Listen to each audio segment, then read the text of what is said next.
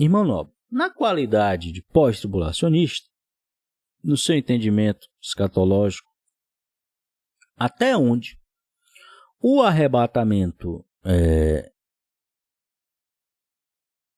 pré se torna nocivo e muito perigoso diante de acontecimentos assustadores que virão.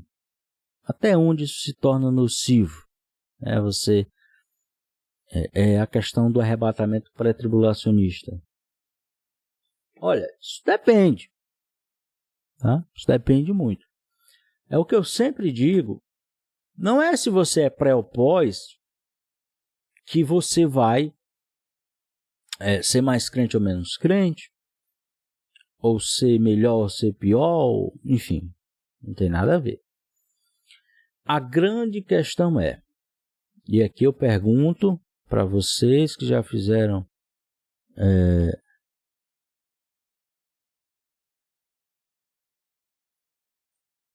e pergunto para vocês, né, que já fizeram curso de escatologia, que já fizeram bacharel de escatologia, que já fizeram mestrado em escatologia, mesmo aquele curso, o curso mais básico, né? Tem o bacharel, tem um básico, o médio. Sempre você vai, o curso de teologia sempre você vai ter falando sobre a questão do arrebatamento.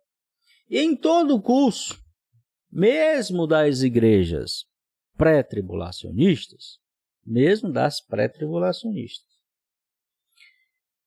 elas ensinam que existem visões diferentes. Ou seja, existe o pós-tribulacionismo. Eles vão lá e dão uns textos na Bíblia que mostram o pós-tribulacionismo. Existe o pré-tribulacionismo. Eles vão lá e mostram os textos que mostram o pré-tribulacionismo. Existe o mid-tribulacionismo, que é ali no meio. Eles vão lá e mostram o mid-tribulacionismo. Agora tem um pré-ira, né? Um negócio novo aí. Aí vão lá e mostram os argumentos do pré-ira. Enfim, quando você faz um curso de escatologia, nas Assembleias de Deus, por exemplo, que é uma igreja claramente pré-tribulacionista, você vai aprender sobre o pós-tribulacionismo no curso de escatologia dado por pastores assembleanos. Você vai ver isso lá, normal na aula. Eles vão dizer que não é o que a igreja acredita, mas eles vão mostrar, vão dizer as referências, talvez não vão mostrar tudo, mas alguma coisa eles vão mostrar e vão seguir na aula. Mas vão mostrar. Esse é o ponto.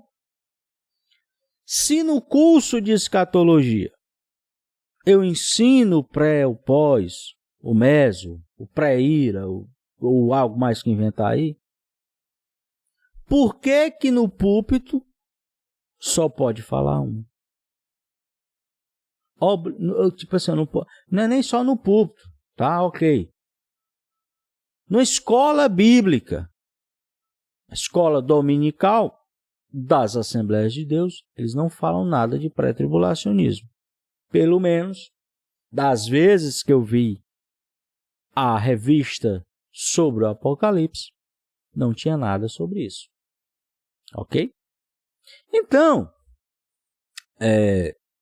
o problema, pastor Jeremias, é a omissão do conhecimento.